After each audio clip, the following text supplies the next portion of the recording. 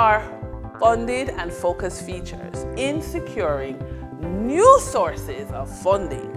Government contracts are a legitimate route.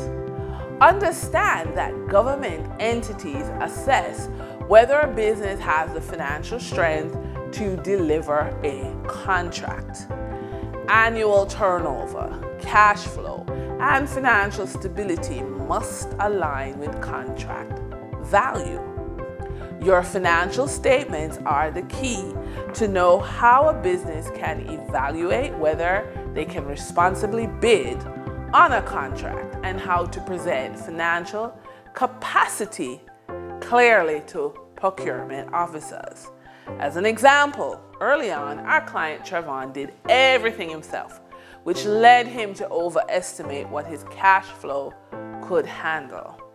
A financial review showed where he needed growth before bidding on larger projects, preventing a costly overreach.